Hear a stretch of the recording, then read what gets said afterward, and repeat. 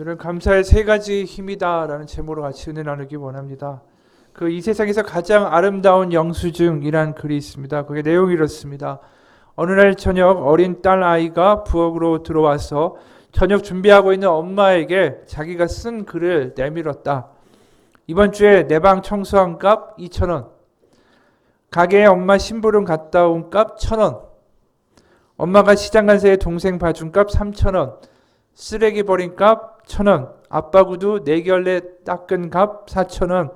마당을 청소하고 빗자루질한 값 2,000원. 전부 합쳐서 13,000원. 엄마는 기대에 부풀어 있는 딸아이의 얼굴을 쳐다보았다.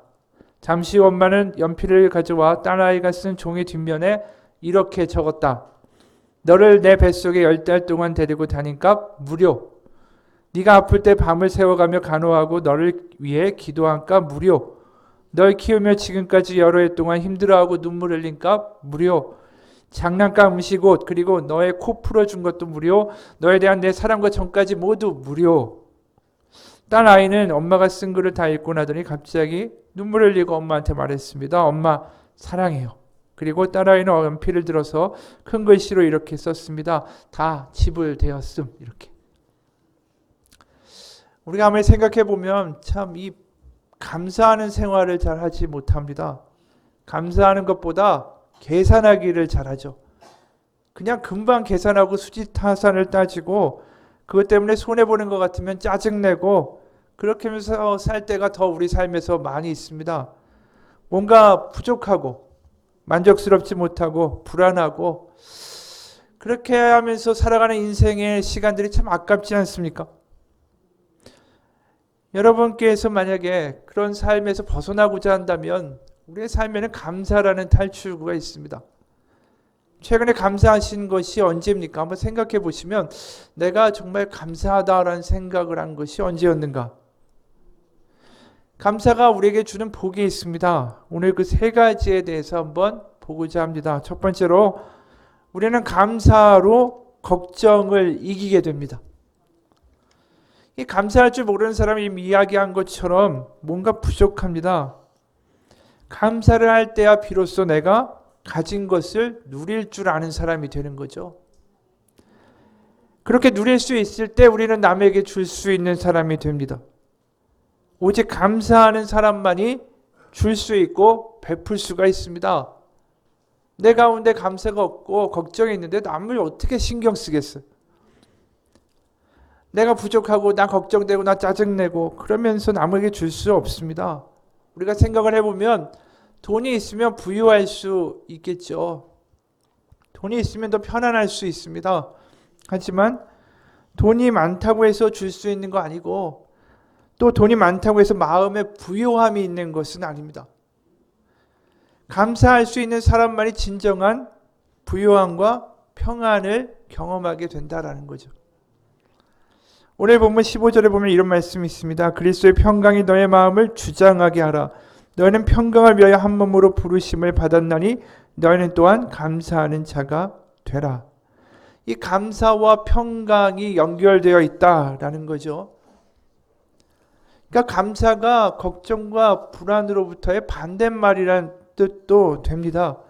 웨인 다이어라는 심리학자가 사람들이 주로 뭘 걱정하는가 조사를 했습니다. 그 목록이 자녀에 대한 걱정, 건강에 대한 거, 죽음에 대한 거, 실직에 대한 거, 또 돈에 대한 것, 질병에 대한 거, 또 불의의 사고를 당할까 그거에 대한 걱정들, 그런 걱정들이 있다는 거예요. 그 밖에도 타인이 어떻게 생각할까 걱정하고 몸무게에 대한 걱정도 하고 천당에 가지 못할까 늙는 거에 대한 걱정, 딸이 또 나쁜 남자를 만나지 않을까 이런 별의별 걱정을 다 하다가 이제 마지막에 걱정은 뭐냐면 걱정할 게 없으니까 이걸 어쩌나 하는 걱정까지 한대요. 일반적으로 사람이 한 6만 가지 생각을 한다고 하는데 그 대부분은 실제로 일어나지 않는 걱정거리라는 거죠. 그럼에도 불구하고 사람들은 본능적으로 걱정을 합니다. 근심하고 그러면서 걱정하고 미리 계획하고 이런 일이 일어나지 않을까 상상하고 그러면서 우리의 시간을 엉뚱한 데다가 다 퍼부어 버리는 거죠. 내 시간이 그렇게 하수구 속으로 들어가는 겁니다. 믿음이 독실한 어느 할아버지가 있었습니다. 쌀 한 가마니를 외상으로 얻어가지고 그걸 갖고 와서 마루에다 뒀는데 그날 밤에 도둑이 와서 싹 가져가 버렸어요. 그러니까 할머니가 너무 화가 나니까 막 욕을 하고 그 다음에는 이제 걱정이 되기 시작하는 거예요. 야, 이거 우리 어떻게 먹고 살지? 그런데 이제 할아버지가 이렇게 얘기하는 겁니다. 마누라, 너무 떠들지 마시오. 나는 쌀 한 가마니 잃어버렸는데 5가지의 감사가 생기는구먼. 할머니가 기가 찬 거죠. 뭐가 감사해요? 그러니까 할아버지가 이렇게 대답합니다. 여보, 우리는 쌀 한 말도 얻기 힘든 집에서 한 가만이나 외상으로 얻을 수 있는 그런 좋은 이웃을 가졌으니까 감사하지 않소. 남은 도둑질하면서 사는데 우리는 도둑질 않는 사람이니까 그것도 감사하고, 그리고 사실 우리도 잘못했지. 방 안에 두었으면 좋았을 걸 마루에 두어서 그렇게 됐으니까 좋은 경험 얻어서 감사하고, 또한 육신의 양식은 잃어버렸어도 우리가 영혼의 양식은 잃지 않았으니 그것도 감사하고, 또 외상으로 얻어온 쌀이라도 남의 것을 잃어버리지 않고 내 것을 잃어버렸으니 어찌 감사하지 않겠소. 이걸 읽으면서 야, 이런 감사는 참 어려운 감사다라는 생각이 들지요. 그러니까 누구나 다 이렇게 감사할 수 있는 거 아닙니다. 하지만 한 가지 분명한 건 우리가 걱정할 시간에 감사부터 하는 게 중요하다라는 거예요. 그러니까 우리가 데살로니가 전서 5장 18절 16절부터 보면 항상 기뻐하라, 쉬지 말고 기도하라, 범사에 감사하라, 이는 그리스도 예수 안에서 너희를 향하신 하나님의 뜻이니라. 그러니까 하나님의 뜻은 뭐냐면 감사하라는 거예요. 그러니까 염려나 상황이 갑자기 걱정스러운 것이 올 때 우리가 그 감사부터 하라는 거죠. 감사할 이유를 우리가 알기 때문에 감사하라는 게 아니라 먼저 감사부터 하다 보면 그 다음에 하나님이 주시는 이유를 알게 된다라는 겁니다. 그러니까 우리가 이 할아버지를 보면서 느끼는 건 뭐냐 하면 그가 감사부터 먼저 해야 되겠다라는 마음의 자세를 갖고 있다라는 거예요. 그러니까 걱정할 시간에 감사부터 하다 보면 뭐가 일어나는가? 넬슨 만델라라는 남아공의 대통령이 있습니다. 그가 인종차별이 심할 때 26년 동안의 옥살이를 했어요. 근데 그가 나올 때 사람들이 완전히 다 늙어가지고 폭삭 아주 그냥 허약한 상태로 나올 거다라고 생각을 했습니다. 근데 그가 70살이 넘었는데 나오는데 너무나도 건강하게 씩씩하게 걸어 나오는 거예요. 다른 사람들은 5년만 옥살이해도 아주 그냥 망가져서 나오는데 어떻게 26년 동안 옥살이했는데 저렇게 멀쩡할까? 그래서 사람들이 물어봤습니다. 그랬더니 이 사람이 이렇게 대답하는 거예요. 나는 감옥에서 하나님께 늘 감사했습니다. 하늘을 보고 감사하고 땅을 보고 감사하고 강제 노동을 할 때도 감사하고 늘 감사했기 때문에 건강을 지킬 수가 있었습니다. 그러니까 하나님은 그 다음에 일을 하나님께서 해결해 주시고 하나님께서 알아서 그 때에 맞도록 우리에게 가장 좋은 것을 주신다라는 거예요. 염려와 걱정을 할 시간에 먼저부터 감사부터 하라는 거죠. 그러면 우리가 이런 생각을 할 수 있습니다. 감사를 하고자 마음 먹어서 그렇게 아까 할아버지처럼 감사를 생활하는 사람들은 어떠한 일을 만나도 감사부터 나가요. 그러니까 감사 못할 상황이 없는 거예요. 그런데 감사를 안 하고 사는 사람에게는 항상 감사할 게 없어요. 우리가 감사할 게 생기면 감사하지. 근데 실제로 감사하다고 생각될 일들이 우리 삶에서 얼마나 많이 일어나는가 생각해 보면 우리가 짜증내고 살 때가 훨씬 많다라는 거죠. 그렇기 때문에 우리가 걱정이나 불안 같은 게 오면 무조건 이게 감사할 때구나. 무조건 감사부터 해봐야 되겠구나. 그 생각을 해야 한다라는 겁니다. 그런 그 감사가 또 다른 감사를 가져올 수 있다라는 거죠. 어떤 일을 만나든 그래 이것도 한번 감사해보자. 몇 해 전에 텔레비에서 프로그램이 하나 있었는데 거기 한 여성분이 나왔습니다. 그 여성이 아주 불행하게 한쪽 얼굴에 화염상 모반이라는 그 마치 붉은색 점인데 화상 입은 것 같이 얼굴에 이렇게 붉은 반점이 나와 있는 거예요. 그렇게 태어났는데 게다가 어린 시절에 부모한테 버림을 받아가지고 보육원에서 자랐습니다. 그러면서 얼굴도 이렇지요. 보육원에서 자라지. 그러니까 얼마나 많은 차별과 냉대를 받았겠어요. 게다가 25세 때 암이 걸리는 바람에 이 반대쪽 얼굴도 많이 상했습니다. 그러니까 이제 얼굴 전체가 굉장히 사람들이 볼 때는 정상이 아닌 거죠. 그런데 진짜 하나님의 도우심으로 그녀가 그 자신의 환경과 외모까지 감싸주는 착한 남편을 만났습니다. 그리고 딸도 둘을 낳았어요. 근데 이제 이 아이를, 첫 아이를 낳았을 때, 기를 때, 이제 걱정이 막 생기는 겁니다. 왜냐하면 이 자신의 모습이 흉측하니까 아이들이 상처를 받지 않을까라는 걱정이 앞서기 시작한 거예요. 그러니까 엄마 입장에서는 그게 너무나도 큰 걱정거리였던 거죠. 그러니까 걱정을 하다가 이 여자분이 결심을 했습니다. 내가 감사하면서 살아야겠다. 그래서 예를 들어서 아이가 이렇게 넘어지면은 이 엄마가 이렇게 많이 주는 거예요. 와, 이것밖에 안 다쳤네. 정말 감사하지? 그랬더니 애가 다음에 넘어졌을 때 일어서면서 이렇게 얘기하는 거예요. 엄마, 이거밖에 안 다쳤어. 다행이죠? 그렇게 아이를 키워가면서 그녀가 깨달은 마음이 이거라는 겁니다. 아이를 늘 걱정하는 마음으로 키우면 아이는 쉽게 상처받고 걱정하는 아이로 자라겠죠. 그러나 감사하면서 키우면 감사하는 마음이 아이에게 심어지는 걸 제가 깨달았습니다.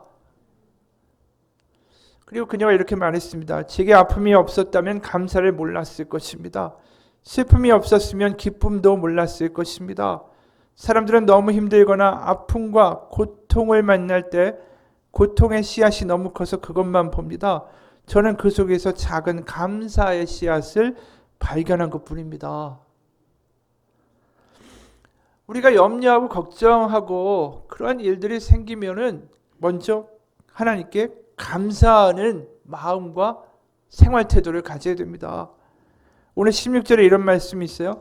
그리스도의 말씀이 너희 속에 풍성히 거하여 모든 지혜로 피차 가르치며 권면하고 시와 찬송과 신령한 노래를 부르며 감사하는 마음으로 하나님을 찬양하라고 말씀합니다. 그러니까 걱정이 있으면, 염려가 있으면 거기에 빠져가지고 허우적대고 걱정하고 근심할 시간에 나와서 예배하고 찬송하고 기도하고 감사하라는 거죠. 두 번째로 우리가 감사할 때 어떤 일이 벌어지냐면 감사로 우리가 절망을 이겨나갈 수 있는 빛을 보게 돼요. 아까는 우리가 걱정이라고 했지 않습니까? 근데 이게 절망은 걱정보다 더 가는 거죠. 현실의 문제가 너무나도 우리를 짓눌러요. 절망 가운데 아무것도 우리가 바라볼 수 없을 때가 있습니다. 정말 하나님 계신가? 우리 기도를 하나님이 듣고 계신가? 그런 절망에 빠져 있을 때 우리를 꺼내는 건 뭐냐면 감사의 기도예요. 역설적이죠. 왜냐하면 감사할 것이 없는데 그래도 의지적으로 하는 그 감사가 우리의 신앙 고백이라는 겁니다. 하나님, 지금 절망과 어둠이 있지만 그래도 이 가운데 주님이 함께 계시고 이 상황을 다스리고 계심을 믿습니다. 눈앞에 보이는 게 다가 아니라 하나님이 행하실 것을 믿습니다. 그 좌절 가운데 감사를 의지적으로 해나가는 것이 바로 하나님을 인정하는 겁니다. 이 상황 가운데 하나님을 인정하는 거예요. 그리고 눈앞에 보이는 상황에 대하여 내가 대적하는 겁니다. 감사가 그런 힘을 주는 거예요. 어느 목사님이 이런 간증을 했습니다. 우리 교회 한 장로님이 계신다. 그 장로님은 지선아 사랑의 작가 이지선 자매의 어머니이시다. 지선 자매는 음주운전자가 운전하는 차에 의해 교통사고를 당해 차가 불타면서 그로 인해 전신 화상을 입었다. 지선 자매가 병원 중환자실에 있을 때 하루에 3번 30분 동안의 면회 시간에 어머니가 딸을 만나러 갔다. 딸은 시종일관 엄마의 눈을 본다.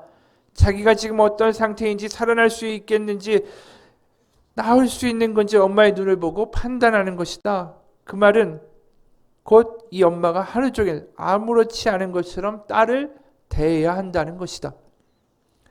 그러니까 엄마는 중환자실에 들어가서 밖에서 일어난 일을 아주 재미있게 이야기한다.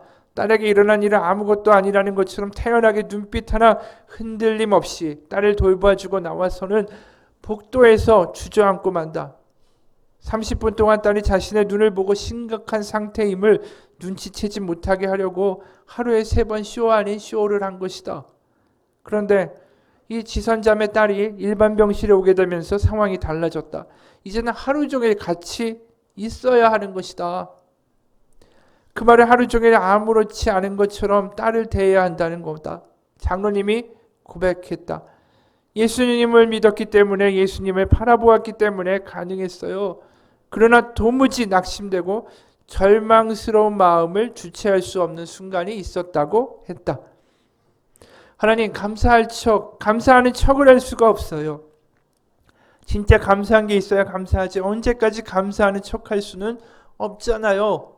이렇게 부르짖을 때 하나님이 마음에 말씀을 주셨다. 한 가지만 찾아보렴. 감사할 이유를 매일 한 가지만 찾아봐. 그렇구나. 하나만 찾아보자. 뭐라고 감사할까? 그래서 첫 번째 감사 제목을 찾았다. 발은 씻길 수 있잖아. 하나님 감사합니다. 그러면서 그날은 온종일 딸을 보면서 감사할 수 있었다. 두 번째 감사한 제목은 엄지손가락 하나는 남아있잖아. 하나님 감사합니다 였다. 그 다음 날은 눈은 다치지 않아서 볼 수 있잖아. 하나님 너무 감사해요 라고 했다. 그렇게 하나님이 계속 감사할 이유를 매일 하나씩 주시고 그렇게 그 시간을 이겨왔다고 한다. 예수 그리스도 살아계신 주님 나와 함께 하시고 내 안에 계신 주님을 내가 믿고 안다라는 것이 바로 감사한다라는 고백이다. 우리는 예수님을 막연하게 믿는 것이 아니다. 예수님은 살아계시고 살아계시기 때문에 우리는 감사할 수 있다.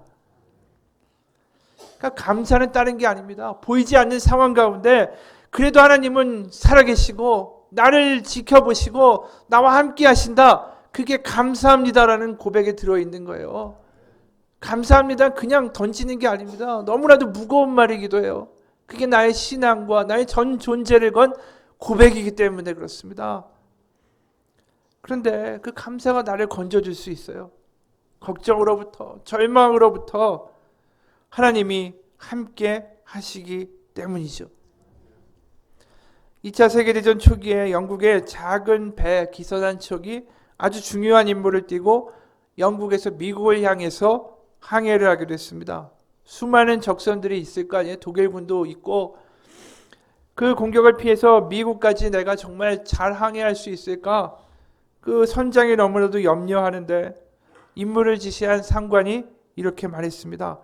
당신이 위험에 처할 때마다 이 비밀 부호를 사용해서 무선을 치면 당신에게 곧 답신이 갈 것이요. 선장은 이 말을 믿고 그 험한 바다를 조그마한 배로 헤쳐나갔습니다. 저 멀리서 갑자기 적의 함선이 나타나니까 그는 재빨리 지시받은 비밀 부호로 무전을 쳤습니다. 그랬더니 이런 답신을 받았습니다. 다 알고 있다. 우리도 적을 보고 있다. 그러나 우리가 그대 곁에 있음을 잊지 말라. 선장은 이 답신을 바꿔서 용기 백배하여 무사히 자기 배를 이끌고 미국의 샌프란시스코 항구에 도착할 수가 있었습니다. 이 배가 항구에 들어올 때 그는 자신의 배 바로 뒤에 보이지 않던 배 한 척이 갑자기 나타난 것을 발견했습니다. 알고 보니까 그 배가 잠수함이었어요. 보이지 않지만 적들로부터 선장의 작은 배를 보이지 않게 지켜주고 있었던 거죠. 그러면서 보이진 않지만 계속해서 그에게 용기를 준 겁니다. 두려워 말라.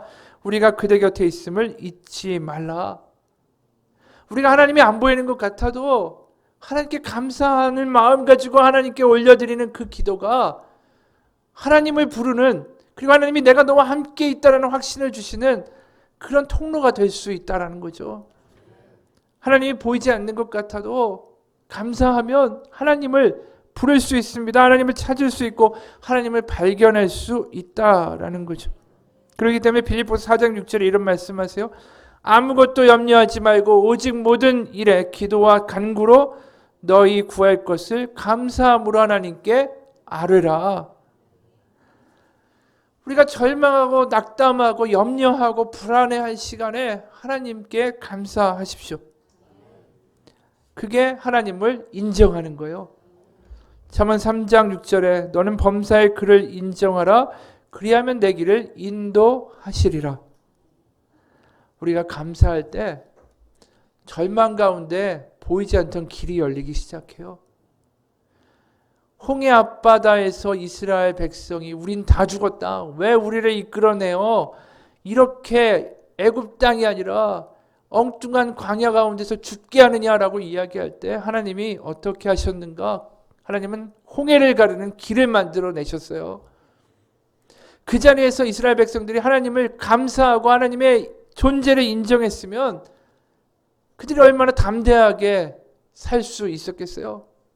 하나님은 우리가 보이지 않는 가운데 길을 만드실 수 있는 하나님이심을 믿어야 됩니다. 절망 가운데 소망이 있고 죽음 가운데 부활을 만드시는 게 하나님이에요. 우리는 하나님께 감사함으로 하나님을 인정해 나갈 때, 그럴 때 우리의 삶에 새로운 빛이 다가올 수 있습니다.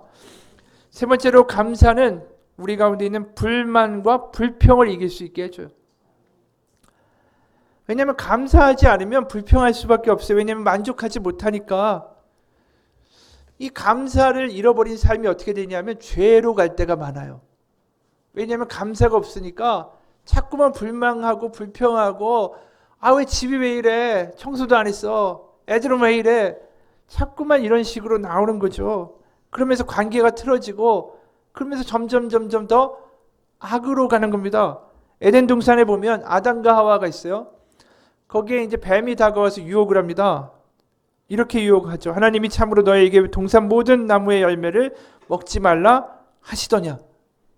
이 질문의 의도가 뭡니까? 아담과 하와에게 불만을 갖게 하려는 거예요. 그러니까 여자가 이렇게 얘기합니다. 모든 동산의 나무 열매를 우리가 먹을 수 있으나 동산 중앙에 있는 나무의 열매는 하나님의 말씀에 너희는 먹지도 말고 만지지도 말라 너희가 죽을까 하노라 하셨느니라.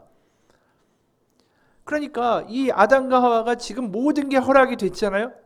그런데 뱀이 딱 와서 얘기하는 건 뭐냐면, 야, 네가 이거 못 가졌잖아를 이야기하는 거예요.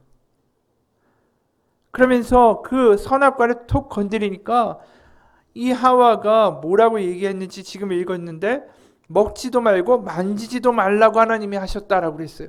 근데 하나님은 뭐라고 말씀하셨냐면 먹지 말라라고만 하셨습니다. 근데 벌써 마음에 불만이 생기기 시작하고, 왜 저거 못 먹게 하지? 라는 생각이 들기 시작하니까 먹지도 말고 만지지도 말라고 하셨다라는 거예요. 그러니까 뱀이 바로 이야기하죠. 뱀이 여자에게 이르되 너희가 결코 죽지 아니하리라. 너희가 그것을 먹는 날에는 너희 눈이 밝아져 하나님과 같이 되어 선악을 할 줄 하나님이 아심이라. 그러니까 한마디로 이 여인의 불만을 건드린 거예요. 가진 게 그렇게 많은데 네가 이게 없잖아. 그러면서 건드리니까 바로 그것을 따먹게 됩니다. 그리고 이렇게 6절에 기록해요. 그 나무를 본즉 먹음직도 하고 포함직도 하고 지혜롭게 할 만큼 탐스럽기도 한 나무다. 그러니까 우리에게 항상 그 사탄이 와서, 뱀이 와서 하는 이야기가 뭐냐면, 가진 것보다 안 가진 거, 그걸 자꾸만 건드리는 거죠. 누군가 우스갯소리로 그런 말을 해요. 하나님께서 에덴 동산을 한국에다 만드셨으면 절대로 이 타락이 일어나지 않았을 거다. 왜냐하면 한국 사람 같으면 뱀이 오면은 잡아가지고 뱀탕을 끓여 먹거나 뱀술을 해서 먹었을 거다. 그런 얘기를 해요. 우리가 이 뱀이 왜 우리 가운데 이렇게 죄를 들어오게 했는가? 그건 다시 이야기하지만 불만이 있기 때문에 그래요. 부족한 거에 대한 불만. 그들이 만약 감사하는 사람들이었다면 어땠을까요? 하나님 이것 뺐지만 다 주셨어. 이거 다 먹어도 된대. 얼마나 좋아. 이랬으면 그가 이러한 문제 가운데로 빠져들었을까? 감사할 줄 아는 사람이었으면 뱀의 유혹에 넘어갔을까? 근데 우리는 한 가지 불만을 갖다가 이런 일이 생기는 거예요. 감사할 수 있는 곳에 집중할 때 그때 하나님의 길로 가는 거고, 불만과 부족으로 자꾸만 눈이 갈 때 그건 우리가 죄와 유혹의 길로 빠져가는 결과를 가져오게 됩니다. 어느 집사님이 이런 일이 있었답니다. 남편이 늘 술을 먹고 고주망태가 오는 거예요. 고주망태가 돼가지고 너무나도 코를 골고 맨날 그렇게 들어오는 남편을 보면서 정말 이제 원망이 쌓이기 시작하고 불만이 쌓이기 시작하고 불평이 막 여기까지 올라오는 거예요. 그런데 이제 교회를 가니까 감사하며 삽시다 라는 이야기를 들은 거죠. 와가지고 하루는 남편이 그날도 예외 없이 술을 너무 많이 먹어가지고 고주망태가 돼가지고 코를 골면서 자고 있었어요. 집에 들어온 그 남편을 보면서 기도하기 시작했어요. 그러니까 말씀대로 한번 감사해 보자는 거였어요. 하나님, 이런 남편이라도 주시니 감사합니다. 언젠가 좋은 남편이 될 가능성이 있다고 믿으니 감사합니다. 저렇게 술은 취했지만 다른 데 안 가고 집은 찾아오니 감사합니다. 술은 좋아해도 여자라고는 나밖에 모르니까 감사합니다. 다른 남편들은 술만 먹으면 손찌검이나 주사하는데 식구들을 한숨도 못 자게 하는데 그런 일 없으니까 감사합니다. 술은 그렇게 많이 마셨어도 아직까지 병원에 입원하지 않은 거 감사합니다. 술 먹은 다음날 아직까지 결근한 적이 없으니 감사합니다. 토요일에 술은 많이 마셔도 주일은 그래도 잠만 자니까 제가 교회 가는데 방해받지 않아서 감사합니다. 웃기죠? 근데 그냥 계속 이렇게 감사한 거예요. 그냥 생각나는 대로 어떻게든 감사해보자. 근데 신기한 건 그때 남편이 목이 말라가지고 깨있다가 그 아내가 하는 감사를 다 들은 거예요. 그리고 남편이 이렇게 얘기하는 겁니다. 내가 그렇게 술을 먹고 내가 그렇게 당신 속을 썩였는데 나와 사는 게 감사하다고 하니까 내가 너무나도 고맙소. 내가 당신 말 좀 들어서 술을 끊으려고 노력하겠소. 그러니까 10년 동안을 기도를 했는데 그 기도가 그 감사의 기도 한가운데에서 응답됐어요. 오늘 본문에도 이런 말씀이 있습니다. 17절에 또 무엇을 하든지 말이나 일이나 다 주 예수의 이름으로 하고 그를 힘입어 하나님 아버지께 감사하라. 하나님은 뭐라고 하시냐면 우리가 가지지 않은 것보다 가진 것에 대하여 감사하라. 그건 우리에게 구원도 주셨고 우리가 이 시간 이 자리에 와서 예배할 수 있는 건강도 주셨어요. 병원에서 사역하는 목사님이 이런 이야기를 했습니다. 폐암에 걸린 한 환자가 이런 말을 합니다. 세상에서 가장 쉬운 게 숨 쉬는 건 줄 알았는데 폐암에 걸리고 보니까 이게 정말 가장 힘든 일이네요. 전신마비 환자들이 이런 얘기해요. 내가 하반신 마비만 됐더라도 얼마나 좋을까요? 손이라도 움직일 수 있다면 내 손으로 휠체어를 밀고 다니면서 어떤 일이라도 먹고 살 수 있을 텐데 그들이 밥 하나 먹으려고 손가락에다가 포크 끼고서 진짜 수천 번의 연습을 해요. 밥 먹는 거 하나도 그렇게 힘들어서. 우리가 이 자리에 나와 있는 것도 얼마나 감사한 일이에요. 아프지 않은 것도 감사한 일이죠. 감사할 것부터 찾으면 얼마나 많은지 모릅니다. 이런 찬양이 있죠. 세상 모든 풍파 너를 흔들어 약한 마음 낙심하게 될 때에 내려주신 주의 복을 세어라. 주의 크신 복을 내가 알리라. 받은 복을 내가 세어보아라. 크신 복을 내가 알게 되리라. 감사할 때 우리가 불만을 이기게 됩니다. 감사할 때 새롭게 볼 수 있는 눈이 생기고 새로운 관계가 열리기 시작해요. 그런데 목사님이 이런 이야기를 들려줍니다. 자신이 이제 부흥회에 가서 부부가 같이 하는 합심 기도의 능력이라는 것에 대하여 강의를 했습니다. 그럴 때 한 여인이 찾아왔대요. 이 목사님의 이야기입니다. 그녀는 자기 남편이 기도에 무관심하다라고 말하면서 남편이 이런 게 문제고 저런 게 문제고 그걸 쫙 나열했다. 물론 그 중에는 남편이 자기와 상의 없이 집을 팔아버린 거에 대한 원망도 있었다. 그녀는 남편이 교회에 나가긴 하지만 기도할 줄 모르는 사람이라고 말했다. 한 예로 자기가 주변에 어려운 사람, 어려움에 처한 사람을 위해서 우리 함께 기도합시다 라고 하면 남편은 그래 하고 묵묵무답이었다. 남편을 기도하게 하려고 기도에 관련된 책들을 여러 권 사다 줬지만 오히려 남편이 더 부담스러워해서 더 실망이 됐다. 마치 내가 선생 같았죠. 그 후로는 남편이 완전히 기가 질려 기도하지 않으려고 온갖 핑계를 댄다니까요.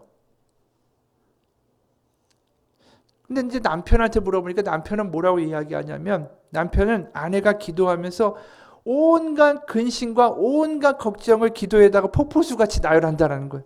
딸 걱정, 돈 걱정, 가족, 교통사고 난 문제, 무슨 문제. 그래서 기도하면서 현기증이 나가지고 병이 날 것 같다 내가. 그렇게 남편이 이야기하는 겁니다. 게다가 아내가 기도할 때 어떻게 기도하냐면 주여 남편이 TV, 야구 중계 그만 보고 우리 가정의 영적 리더로 세워지기를 원합니다. 이 기도하는 게 아니라 훈계를 하고 질타를 하니까 이 기도하는 게 너무 싫다라는 거예요. 그러니까 이 목사님 물었습니다. 이 자매한테 그럼 남편분이 이 자매님 당신과 함께 기도할 때가 있긴 있습니까? 그러니까 이 아내가 말하는 거예요. 식사할 때만 기도합니다.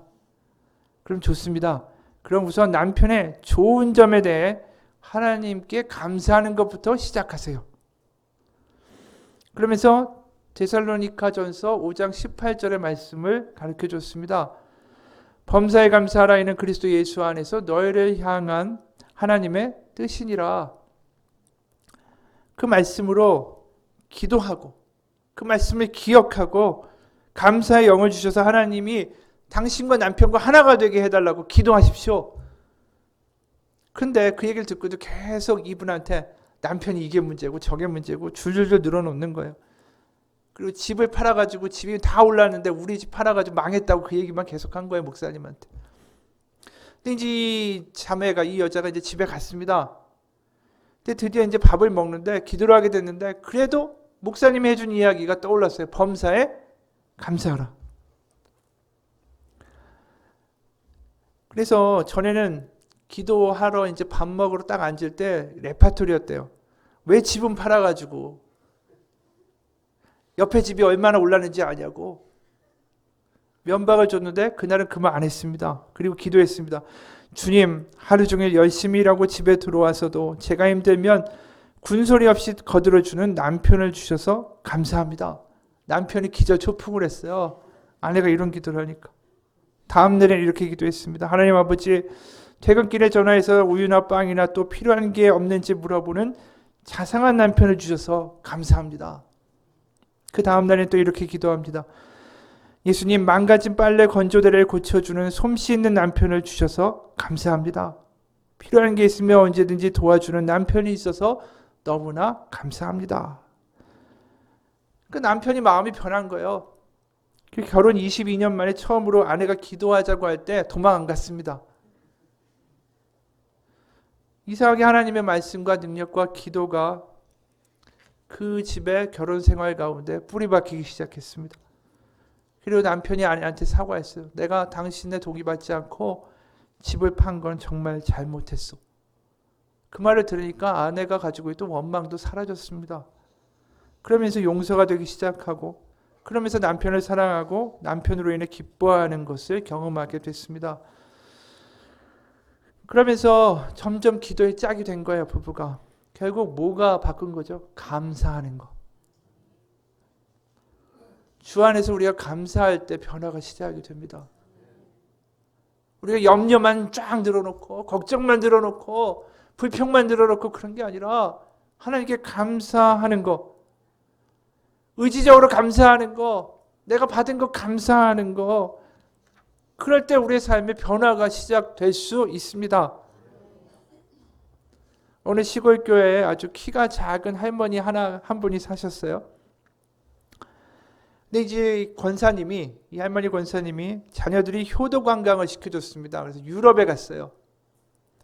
유럽에 갔다가 돌아와가지고 이제 그 셀 모임에서, 구역 모임에서 식구들이 권사님, 유럽 가서 뭐가 그렇게 좋으셨습니까? 뭐가 가장 아름다웠습니까? 물어봤습니다. 그때 권사님이 웃으면서 대답했습니다. 뭐 유럽이라고 대단한 줄 알았더니 가보니까 별거 아니던데요. 어디 가나 노란 깃발만 펄럭이던데요. 그 말을 들은 구역 식구가 물어봤습니다. 노란 깃발이라니, 무슨 유럽 가서 관광하셨는데 무슨 노란 깃발이라니, 이게 무슨 말씀이세요? 그랬더니 권사님이 이렇게 얘기를 하는 겁니다. 출발하기 전에 공항에서부터 관광 가이드가 말도 통하지 않는 외국에서 자기를 놓치면 큰일입니다. 과거에 길을 잃어버려서 험악한 고생을 한 노인분이 있습니다. 그러면서 노란 깃발을 보여주면서 이것만 잘 보십시오. 이것 놓치면 그 노인처럼 큰일 납니다. 그래서 가뜩이나 키가 작은 권사님이 그 많은 관광 명소를 다녀오면서 3주 동안 가이드 놓칠까봐 계속 노란 깃발만 보고 쫓아다닌 거예요. 그래서 한국에 와서 생각해 보니까 유럽 여행 가서 구경한 건 노란 깃발밖에 없다. 웃기죠? 근데 그게 우리에게일 수도 있습니다. 하나님의 말씀이 아무리 아름답고 하나님의 말씀이 능력이 있어도 그걸 우리가 행해보고 맛보지 않으면 다 사용할 할 수가 없는 거예요. 우리가 하나님의 말씀을 들었으면 행할 수가 있어야죠. 우리가 오늘 설교를 듣고 말씀을 들었으면 그냥 노란 깃발처럼 바라만 보고 집에 가면 아무 소용이 없어. 그 말씀을 가지고 살아보고 그리고 경험해보고 내 삶에 하나님 감사함으로 주신 이러한 축복이 있습니다. 내 감사함으로 살았던 이러한 것들이 경험되었습니다. 경험하는 삶을 살아야죠. 유럽 가서 노란 깃발만 보는 게 아니라 예배 와서 말씀만 듣고 집에 가서 아무 소용이 없는 게 아니라 오늘의 이 설교가 우리 감사하자는 말이 노란 깃발이 아니기를 소원합니다. 감사의 삶을 살아야 되는 건 이제 우리의 각자의 몫입니다. 감사의 능력과 감사의 삶을 맛보시기는 한 주가 되시기를 주님의 이름으로 축원합니다. 기도하겠습니다. 하나님 아버지, 감사하기 원합니다. 감사하겠습니다. 감사한 일을 주셔서 감사한 것이 아니라 먼저 감사하며 그곳 하나님이 계시다라고 선언하겠습니다. 우리의 가정을 놓고도 감사하며 이곳에 하나님의 뜻이 이루어질 것을 믿습니다. 눈에 보이는 것이 이럴지라도 하나님 감사합니다. 내가 불만인 사람들을 보면서도 감사하고 우리 가족을 보면서도 감사하고 나 일터에서도 감사하고 그 감사한 가운데 하나님이 주시는 놀라운 능력과 생명과 사랑이 우리를 통하여 주변에 흘러가게 하여 주옵소서. 감사로 하나님의 능력을 맛보는 한 주가 될 수 있도록 하나님 역사하여 주시옵소서. 살아계신 예수 그리스도의 이름 받들어 기도합니다. 아멘.